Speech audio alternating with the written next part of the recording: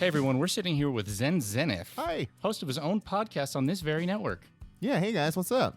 We're just chilling out making a podcast. Hey, that's awesome. That's something I do too. I have a podcast called The House Show Show. The House Show Show. Yeah. So it's like concert that you have at your house or a house show. It's a show about house shows. And we do just that. We have artists who come on, they play some songs, they do an interview with me, they do a Q&A with the audience, and then we upload the whole thing for you to listen to. And it's a whole bunch of fun. The shows themselves are really energetic and engaging, and hopefully that translates onto the podcast. Okay, so what kind of guests do you have?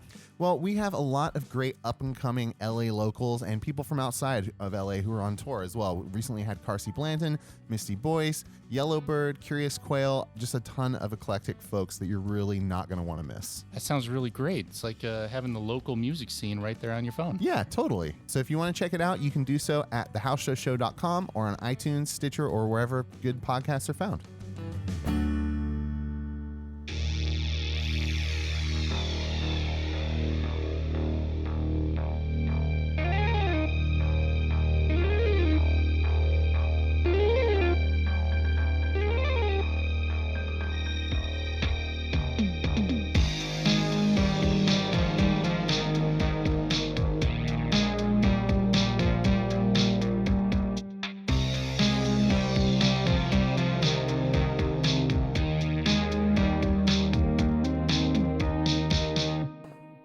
Do you want to lead us off?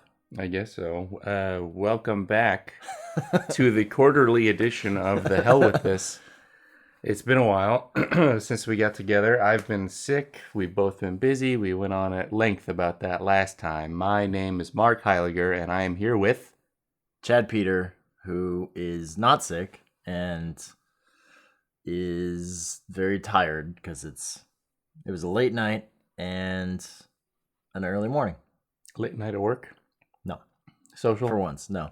Orla and I are for whatever reason, in every waking moment that I have off of work, we're rewatching Lost. What the fuck? And we started season 6 last night. So and this has been about a month process. Okay. So didn't that leave a bad enough taste in everyone's mouth the first time? Well, is it just like, are you going back to try and understand it more? I had to go back, Mark. Yeah, we have to go back. Well, no, it was one of those shows that I always felt like it was great when you could sit and binge a show. Yes. You know, and it wasn't so great when it was week to week, and like going back through it now, like season 4 and 5, like those were a mess when you watch them like week to week. What was the basic concept of those seasons? Like, where were they? I only remember the first. Spoiler alert for anybody who wants to watch Lost. I mean, I think it's where the statute of limitations has expired on Lost. Well, it's where the show kind of delves into like time travel. Okay, like the disappearing island. Yeah, the island disappears at one point, but the inhabitants are traveling through time, like separate to everything else, and it kind of all starts to unravel. But watching it this time, it was actually interesting. It actually made me feel like there was more thought process put into where they were headed at that point. Don't you dare give Damon Lindelof that kind of credit. No, I'm not saying they're great writers, because I can't tell you how many times during these episodes do people say, you know, let's do this, or can I ask you a question? my least favorite line of all time. My least favorite aspect of that show for a long time was everybody was always wrestling over a gun. Well, and the gun defined who was in charge, and that was it. Well, that's the other like lazy writing. Like I can't count like how many times a friend hit somebody over the back of the head with a gun to knock them out. These like, people would have such brain damage. I know. It's the laziest form of writing like you can imagine. Like people don't seem to realize. I want to see a TV show where they just nail somebody in the back of the head and they don't pass out. They just go, "Ow, you fuck!" Yeah.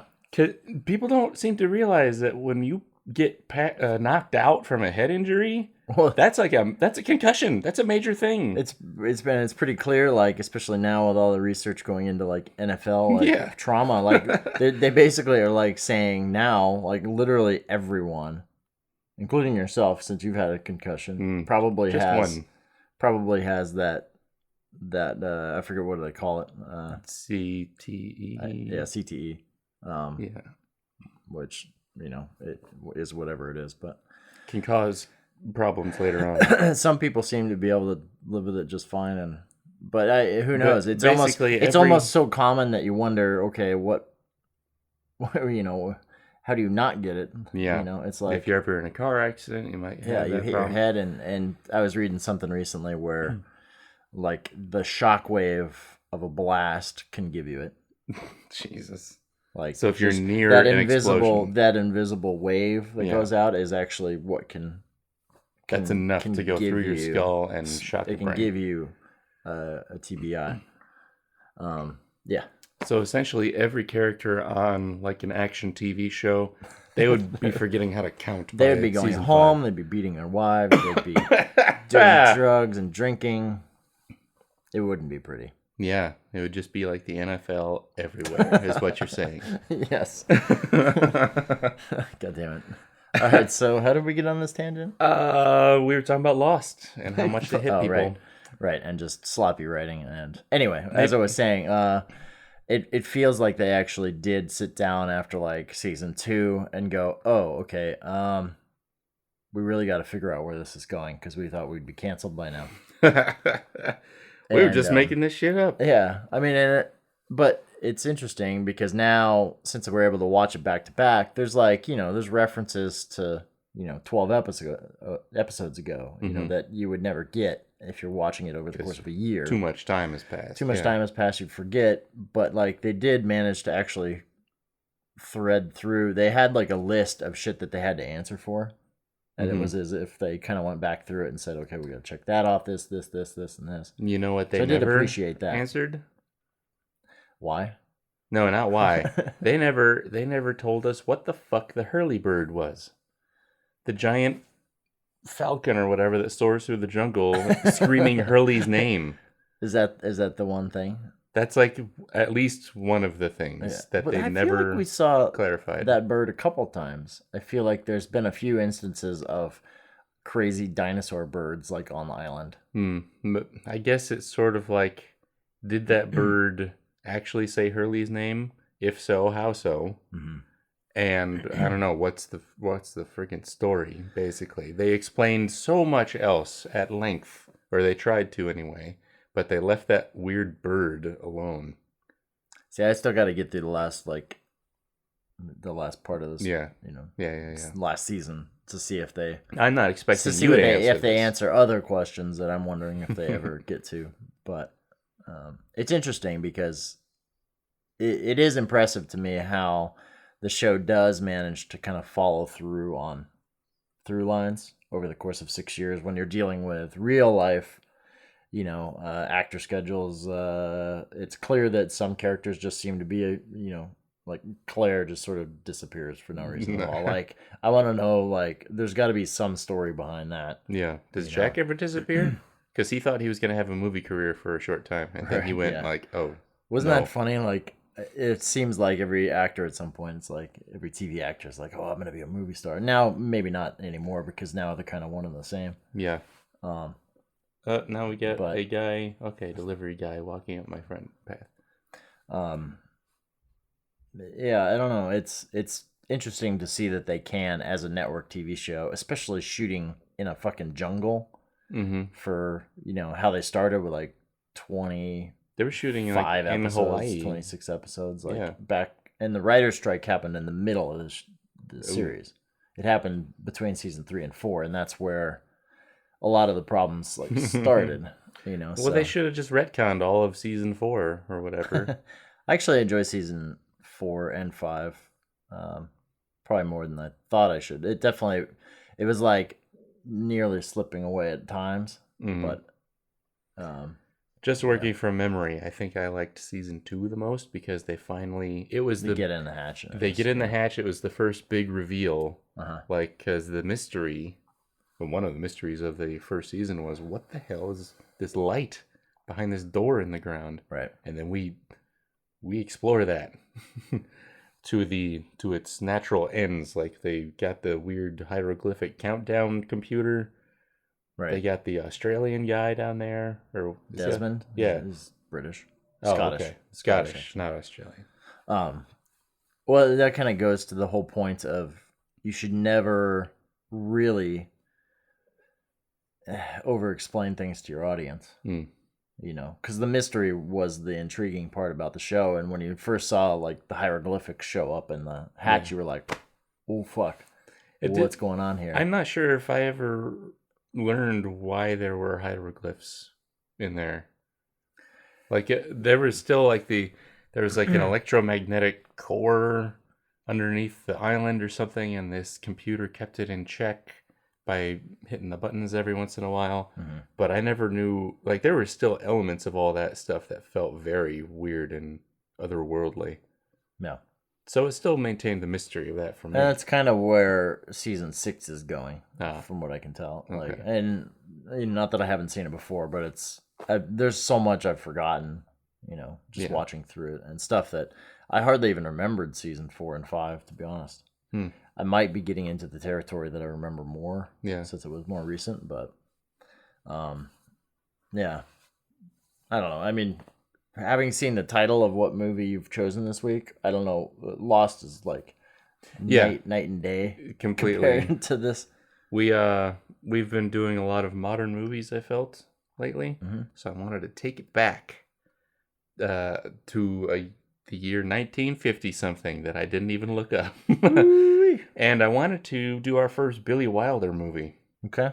Because I can't say now, I'm a huge fan. What else has he directed? Well, he has done a bunch of stuff. I would say he's most known for, in order here, Double Indemnity. Okay. The Lost Weekend, Sunset Boulevard, and then Ace in the Hole. Stalag 17, which I also saw recently, and I was considering doing that for this instead of Ace in the Hole. Sabrina, 7 Year Itch, Some Like It Hot, The Apartment. That's a random mix of movies. I know. So I've seen 5 of his movies then. Okay. I mean, there was more. I haven't seen this. These are the ones that he's just mostly known for, I would say. But like some of those are comedies. Yeah. I'm guessing this is not a comedy, especially if you did Sunset Boulevard. I mean, there's some dark humor in that movie. Right. I think the thing about Billy Wilder that I'm realizing as I watch more of his movies is that he can take a serious subject and throw in comedy and have it work completely. Yeah. For instance, Stalag 17. Have you seen that? No. It was based on a play, and it's set in a prisoner of war camp in Germany, American prisoners. And it's about like a spy within one of the little houses that they have there, who is passing on information to the Germans about every escape attempt and everything like that. And I was shocked when I looked up on IMDb. It said it was a comedy. I was like, what the fuck do you mean it's a comedy? This is about, intrigue in World War II prisoner of war camps. It's crazy. Yeah. But it totally works. It was basically Hogan's Heroes before Hogan's Heroes. Great. So they make a clown out of the German guard who keeps track of all the prisoners and stuff like that. Is this like that? Was the movie that the comedian made that was about like the Nazis? Oh, Life is Beautiful? No, God, it never came out because it was so horrifically Jerry offensive. Lewis's the clown who cried or whatever, something like that. I didn't know that was. It's now on YouTube. Somebody found some of it and put it on YouTube, and it's just like, wow. Next week on The Hell with This. Right. I didn't know that had anything to do with. I thought it was it was about World War II, but it was like holy jeez, No, I don't know anything about the clown somebody who didn't cried. know the limit of how far to push. Whatever. Yeah. Yeah. Well, Billy Wilder knew how to kind of walk that line between the two worlds, I think. And Ace in the Hole is no exception. I'm not going to tell you anything about it. I had not heard of this movie before a few years ago, even though it's a Criterion release. I think it was one of their first few releases ever. So I think it's sort of the definition of how they take sort of a forgotten movie and they give it new life. Right. Are they the hell with this of DVD releases? Because sometimes I feel like they are actually reaching. Like Yeah, well, like sometimes they're Armageddon movies- and The Rock, those are not Criterion movies. In my Well, we opinion. did do Apollo 13, Mark. What do you mean? I'm saying our show, we generally dive into movies people haven't heard of, but occasionally we do big Yeah, ballbuster movies. Ballbuster, Blockbuster. Ballbuster. Every weekend they show, I'm getting my balls busted by the movies. Yeah, I think we have a similar approach to movies. Like we're looking for movies that people have maybe passed over, and we're bringing more attention to them the way they do.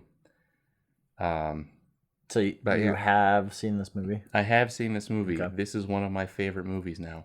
Is it? Yeah. Wow. And I didn't know what to expect from it. The cover of the DVD is because it's black and white. It's got somebody dressed up in a fedora. No, I mean it's Kirk Douglas.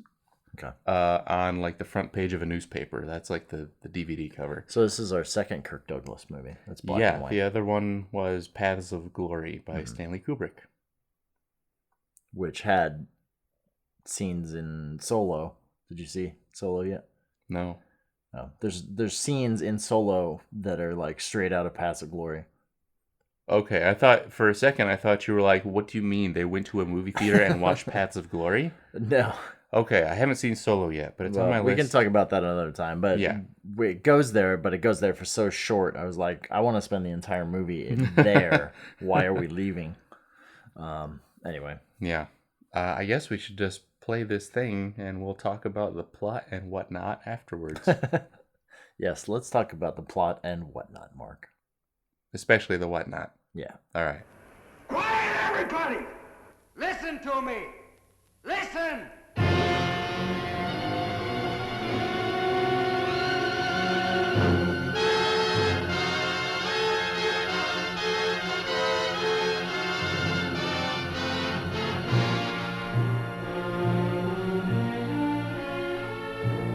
Beneath this sinister mountain, a man is buried alive, trapped by a cave-in.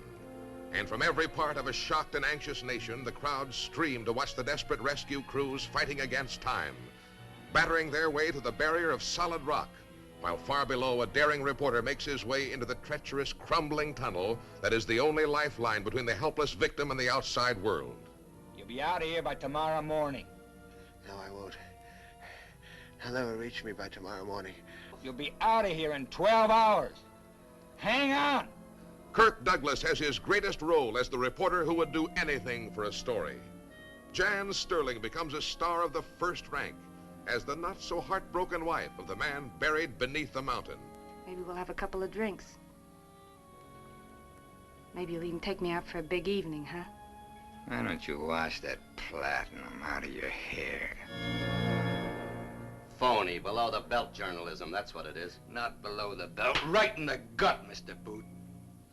Human interest. Nothing you've ever seen before has the tremendous human interest of Ace in the Hole. For here is a startling story of human emotions and human desires, played against the most exciting fight to save a man's life ever depicted on the screen. Now, when Smollett comes, you can give him your orders. Tell him to go in through the cliff dwelling, shore it up, and get him out fast. Not through the cliff dwelling. You can't get him out that way anymore.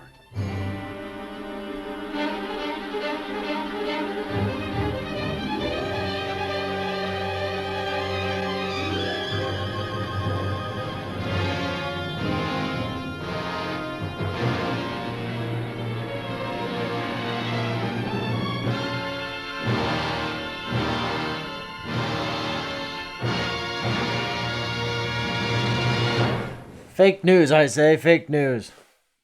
It literally is. It could have been called fake news or Fake news, the media movie. circus or anything. How many, I mean, I realized it was a popular style back in the day to have these tropes of, The fast-talking newspaper man? fast-talking newspaper man who is a little seedy, not planting stories, but more or less creating one. Taking advantage of people to get the story, basically. Yeah, and basically just creating wealth everywhere, which, resembles our world today. Yeah, more than I think this is a very relevant movie still. More than every time I see a hashtag _strong, I don't know how prevalent the archetype was, or the stereotype, or whatever you want to call that.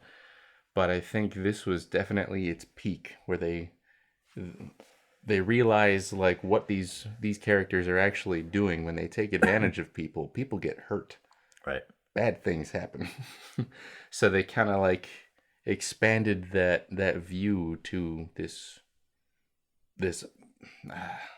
they turned this small little town into population 3,000 people. Right. Just over one story. I think it's a brilliant illustration of how the media can throw things out of perspective, manipulate audiences, etc. Right. All for advertising money. Completely. I think it's always been difficult for me to connect to these kind of movies contextually, because you don't know, unless you were alive during the period and you were aware of what the context was going into this. Yeah, I'm not sure what sort of inspired this story. Right. Is this because I feel like I've seen a lot of movies along these lines, and yet, was this the first? Was this the third? Was this the, Yeah, I'm not sure fifth, sixth? There's definitely a lot of tropes in this movie. Can you think of these other movies that are similar that you've seen? Well, I feel like just of the time, I feel like there's a lot of movies of that era where you've got, the guy that you want to root for, who, like you said, is a fast talker, and Billy Wilder, if he did Double Indemnity, you've got the dame, and you kind of have one in this. She just doesn't care about the situation she's in, and he treats her like absolute dog shit. She is dog shit. He slaps her around, and she just doesn't. They just have a bad marriage, clearly. Yeah. But just the character who, at some point he gets wounded. There's no way he can live through the story because it's a morality tale. Mm-hmm. Yeah. Did they have the code back then? So the bad guys have to lose. If something happens, they have to die. Mm-hmm. Yeah. Right. I don't know if it was a code or not. I feel like the code was in and out so many times that they changed the rules so often that you really never knew, I guess until Bonnie and Clyde, when that came along, and suddenly violence was like, whoa. Well, so basically our main character, Kirk Douglas, he's a down on his luck newspaper reporter. He's been fired from job after job because he talks back to his bosses. He drinks on the job. Right. He sleeps with the boss's wife. He's a writer for the New York Post, basically. Yeah. He wanders into a dusty little Albuquerque newspaper office. Escudero. Wow, that's where the story is. That's where he ends up, asking for a job. I'm a $200 a day newspaper man. You can have me for $50. How about 40? And he keeps on going lower and lower, and gets himself a job. But it's amazing to me how blunt he is about the fact that as soon as he gets anything better, he is fucking gone. Yeah. He tells the whole office, working with this guy must be such a pain. Because every day he's like, oh, why am I still in Albuquerque? Oh, you people suck. That's his whole daily life, is just bemoaning his existence in New Mexico. I've never been to New Mexico. I like New Mexico. I have heard it's a very pretty place. Nice. Yeah. When it's not ugly. Well, he stumbles on his ace in the hole of the title, and this is kind of a play on words because it ends up being a guy stuck in a hole. And it's his ace because it's a big story. Well, it's a story that he makes bigger than it needed to be. Right. That's the whole point. Guys trapped in the cave collapse, but honestly, could probably be pulled out relatively easily within a few days. But he stretches it out to a week. Yeah, by saying, "Oh, it's not possible to go that way," so they start drilling a hole above the guy, which doesn't make a whole lot of sense. No. Which they say is going to take 6 days, and they're like, "Oh yeah, he can hold out that long just to build a story," and it turns into a huge circus. And right, of course, people from all over the country and everything comes by. I really thought there were a lot of great devices used to show the progression of everything. Mm-hmm.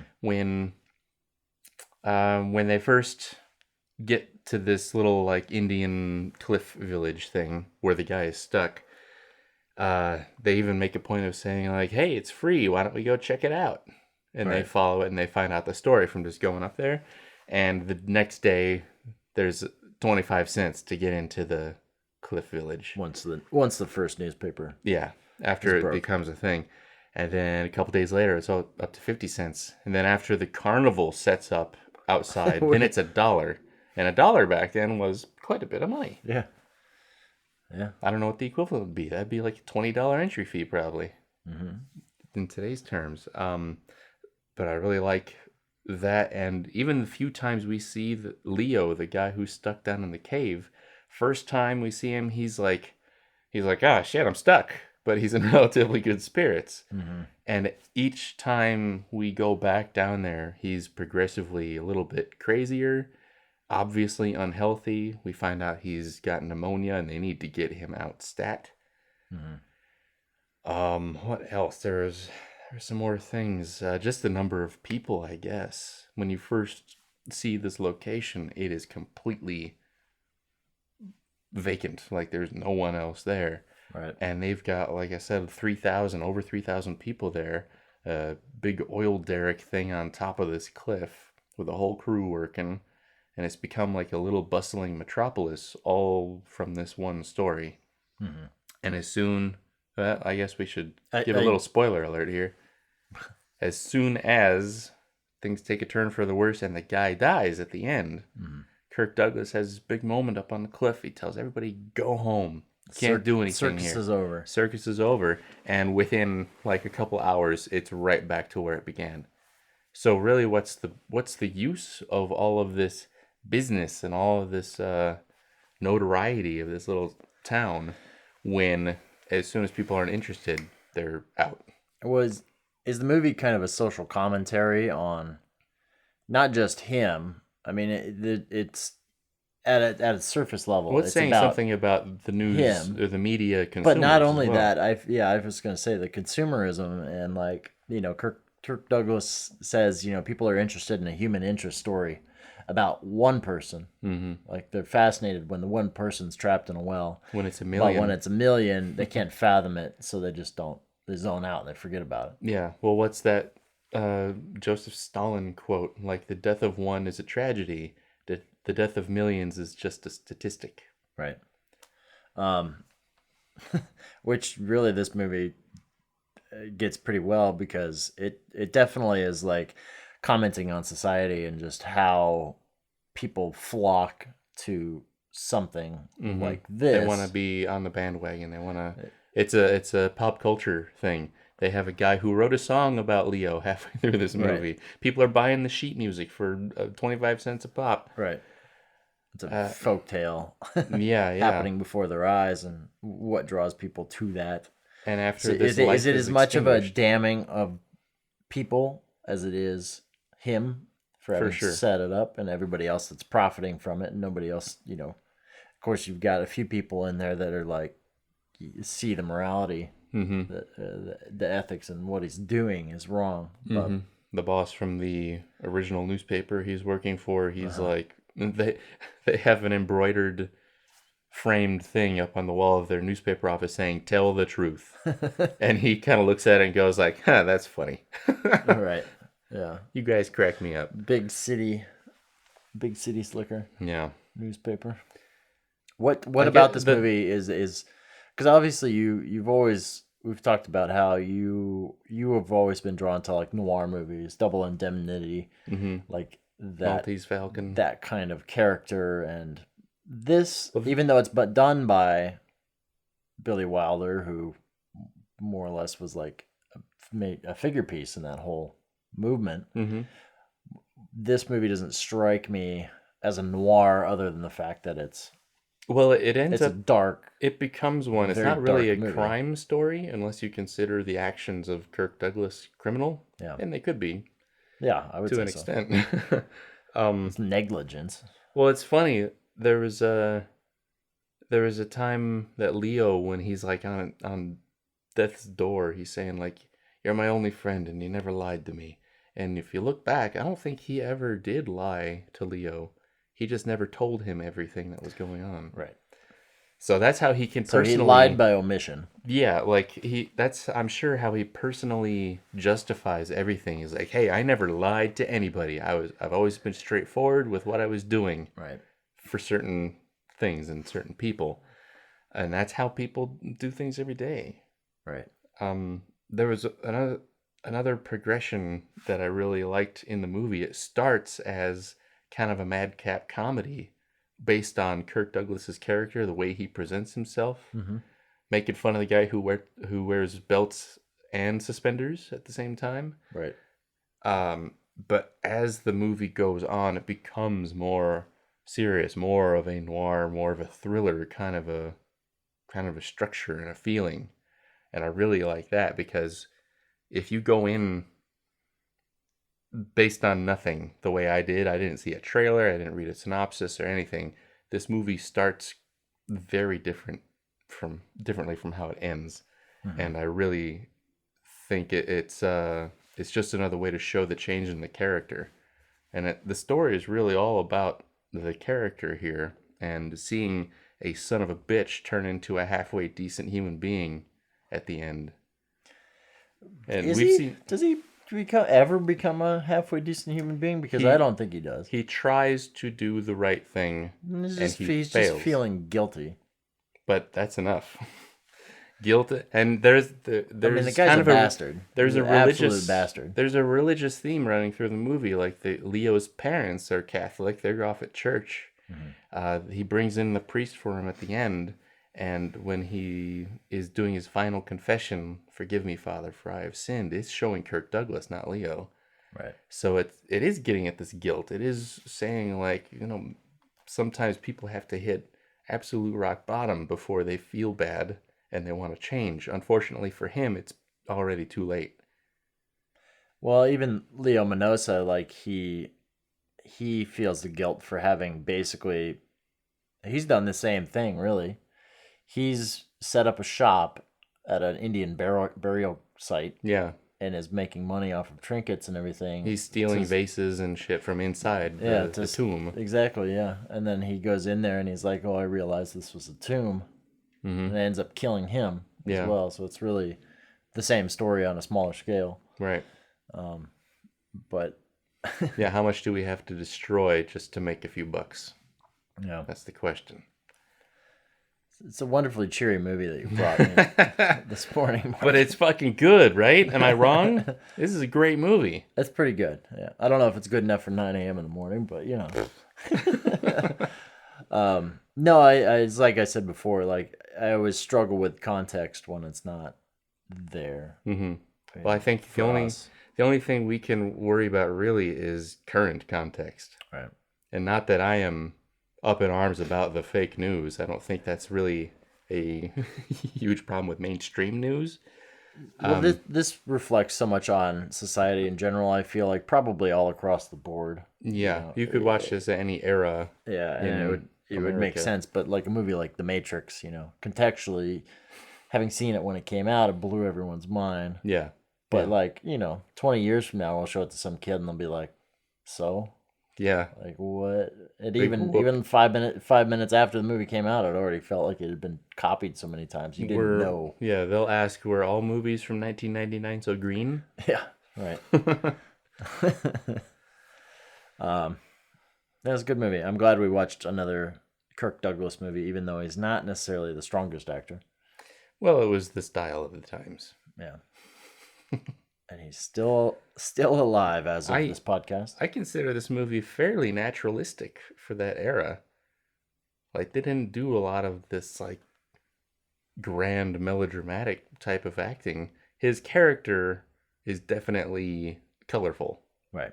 And that's just the way he presents himself in general. But I thought that this was a fairly realistic movie. Interesting.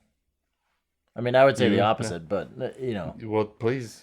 I don't know any elaborate. like documentary style movies from this era that we could watch to see how people really were, because we have such a. They had like Italian realism at the time. Yeah. Bicycle Thieves. Sure. Is that real? I mean, I wouldn't trust the hipsters of the era to make realism. I don't think they were hipsters. I'm sure, by today's equivalent, I'm sure they would be. I mean, I guess that would be the 60s, like Truffaut and New Wave and all that stuff. Yeah, for sure. Yeah, I mean, it still feels like old school Hollywood to me. Like, but this is like... It is old school Hollywood, but it feels so gritty. It feels like I was going to say, this is the David Fincher of the time. Yeah. You know, the darker filmmaker.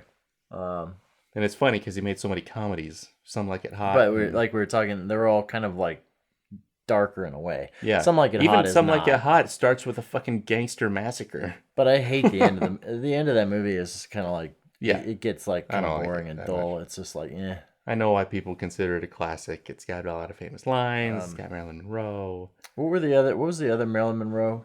7 Year Itch. I love that. That was a great movie when I remember seeing that. That's about the guy who keeps on like trying to bang Marilyn Monroe and failing, every right? Marilyn Monroe movie. But it's like all in his apartment, right? I think so. His plans to get her up there keep falling apart or something. Yeah. Yeah. Well, I like that one. That's the famous subway. Yeah, the wind blowing up her skirt. Yeah. Movie. I just remember seeing it and thinking, this is fucking hilarious.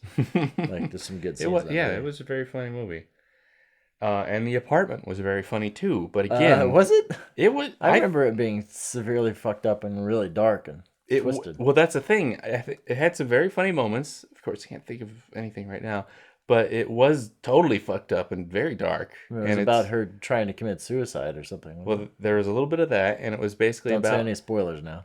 Well, the apartment of the title is Jack Lemmon's bosses at work use his apartment to bang their mistresses. Yeah. And who knows what goes on there. And basically, right. It's sort of like they're abusing him too by making him leave every night when they want to go fuck some hooker or something. It's a pretty fucked up movie, but it's funny. And Stalag 17, same thing. These are prisoners of war trying to escape their murderous captors. Very funny. Sunset Boulevard starts with the narrator dead in a pool. Yeah. Hilarious. Hilarity. What a knee slapper comedy. Yeah. Double Indemnity and Sunset Boulevard are not his funniest movies, nor The Lost Weekend. This one. But I think when people think of Billy Wilder... This might be his least funny movie that I've seen. That you've seen? Well, Double Indemnity doesn't have any humor in it, from what I remember. But we should rewatch it and see. Maybe that's... I think it had a lot of clever dialogue, but it wasn't really comedic. It seems like that's kind of the trajectory for most serious... the grittier filmmakers start dark. Mm-hmm. And then they'd slowly learn how to etch humor into the movie. Yeah. Into their movies as well. When I was looking at all his credits before, Billy Wilder's last movie that I have heard of was The Apartment in 1960. Right. So that was a fairly darkish one, but he kept on making movies into the 70s at least. Anything of note? No. Not one. He did several Matthau Lemon movies. Not shocked. But I don't remember. I mean, I'd never heard of any of them before. Interesting. Well, anything else? No. Okay, great. Bye, everybody. Roll credits. Roll credits and fuck you. Bye, everyone.